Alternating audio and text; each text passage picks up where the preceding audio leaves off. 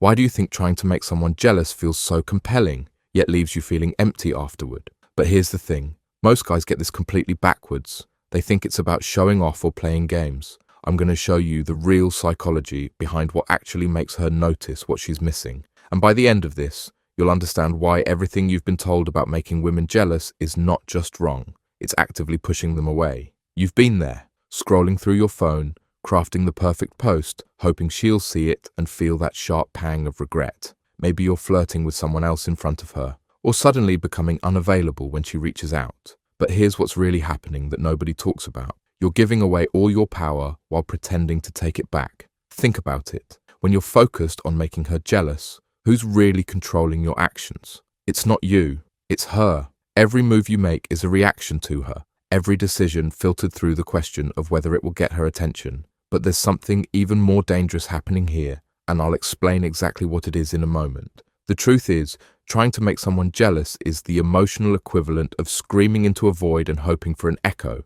You're not demonstrating value, you're demonstrating desperation. But here's where most advice stops, and here's where it gets really interesting, because there's a psychological principle at work that changes everything. There is a way to make her notice what she's lost without saying a word, without playing games, and without sacrificing your dignity. But before I explain the method, you need to understand why traditional jealousy tactics backfire so spectacularly, because this will save you from making the biggest mistake most guys make. When you try to make someone jealous, you're essentially advertising your availability to everyone except the person you actually want. Think about that for a second. You're telling the world you're single and ready to move on, but you're doing it specifically to get one person's attention. The contradiction is obvious to everyone, especially her.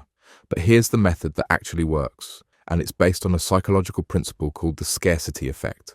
The difference between trying to make someone jealous and actually being worth their attention is the difference between performing and being. When you perform, you're always watching for their reaction. When you simply are, you're living your life so fully that their absence becomes irrelevant. But there's a crucial element to this that determines whether it works or fails completely. Let me paint you a picture. Imagine you run into her 6 months from now. You're not checking to see if she's watching. You're not putting on a show. You're just genuinely engaged in a conversation with someone else, laughing at something actually funny, completely present in the moment. That's when she realizes what she's missing. But this only works if you've done the inner work first, and that's what I'm about to break down. This is the paradox of attraction. The less you need someone's attention, the more likely you are to get it. But here's the part that nobody explains. How do you actually stop needing their attention without just suppressing your feelings?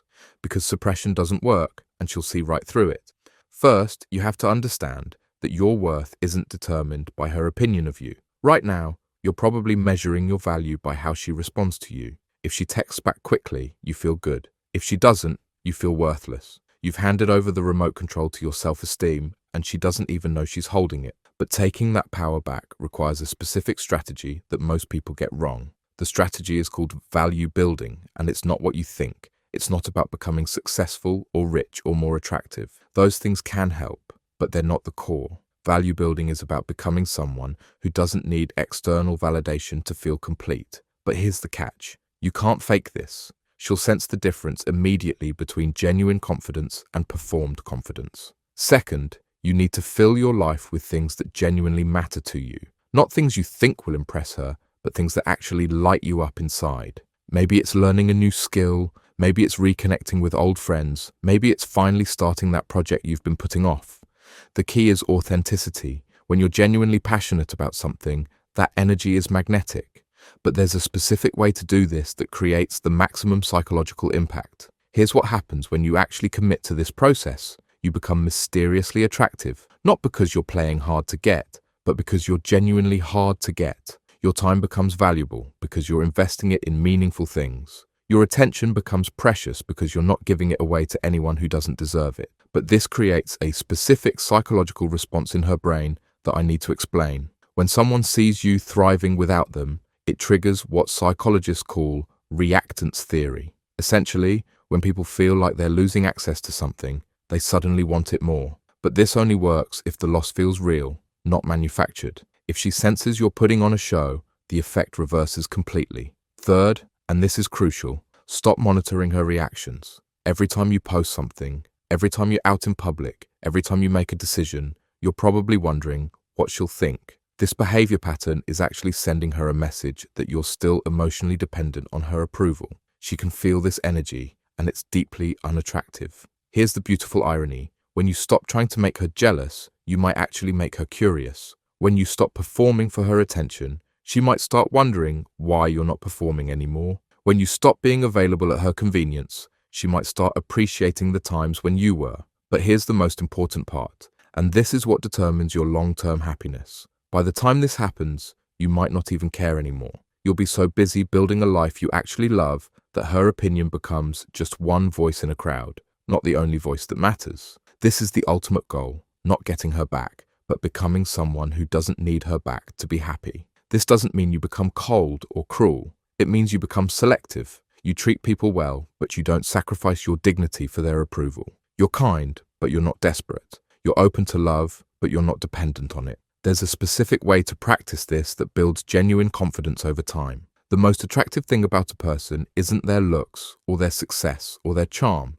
It's their completeness. It's the sense that they're living a full life, whether you're in it or not, that they would be happy to include you, but they don't need you to be happy. When you reach this point, something magical happens that changes everything about your dating life. You stop attracting people who want to use you for validation, and you start attracting people who genuinely want to be part of your life. The quality of your relationships improves because you're no longer accepting crumbs from people who should be offering you the whole meal. But achieving this level requires a specific daily practice that most people never implement. So here's your challenge, and this is where everything I've told you either works or fails. For the next 30 days, live like she doesn't exist. Not out.